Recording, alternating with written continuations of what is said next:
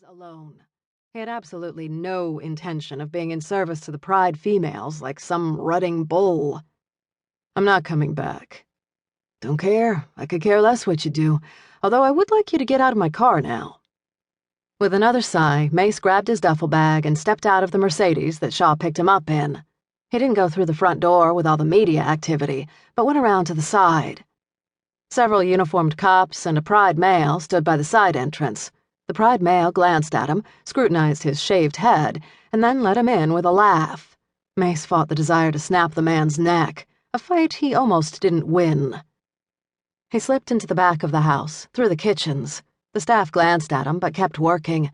The holidays were their busiest time because of all the balls and charity events.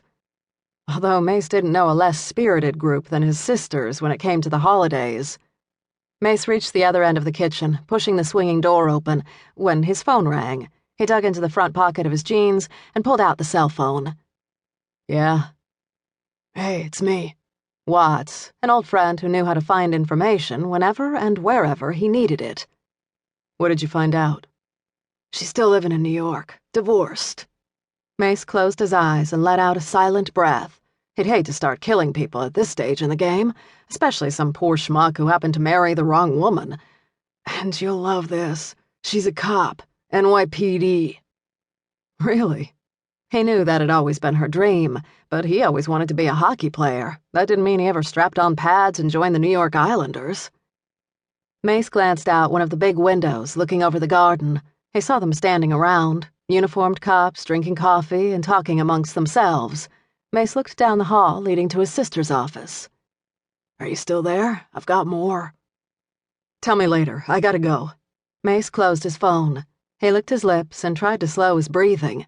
She couldn't really be here, could she? But hell, if she were, then he'd always been right. A sign from the goddess Druantia, queen of the druids herself. She belonged to him.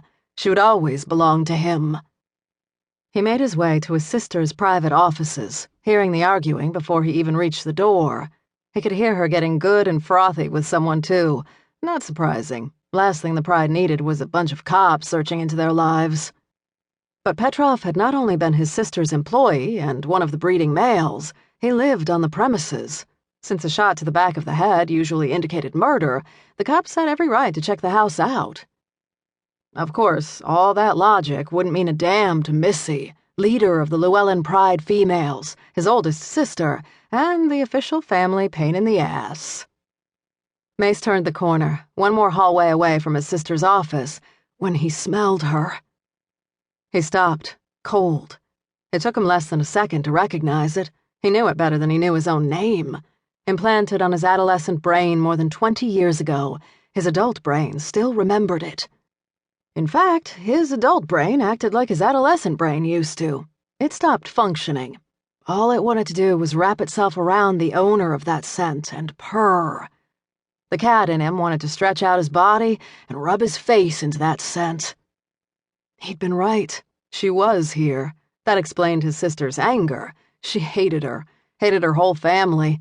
Missy would never let her anywhere near the Pride home, unless, of course, she had no choice. He came around the corner, slowly moving into the secretary's office. One more door and he'd reach Missy's office, or, as he liked to call it, Destination Hell. He could hear his sister dressing down someone behind the closed office door, and he didn't envy the man, but he had something much more important right in front of him. He had her. She stood in front of the window overlooking Columbus Circle, with her back to him. She didn't seem moved at all by the yelling coming from Missy's office. She radiated calm, her energy centered. Her arms folded in front of her chest. Not nearly as tall as the women in his family, she stood no more than 5'8" or so, but curvy, ripe, a brick house. She'd filled out in all the right places. She'd cut her auburn hair so it brushed thick against the collar of her leather jacket. As he glanced down the length of her sumptuous body, he could see the woman armed herself better than most SEALs. A gun holster bulged large behind her leather jacket, and a smaller ankle holster on her right leg under her black slacks.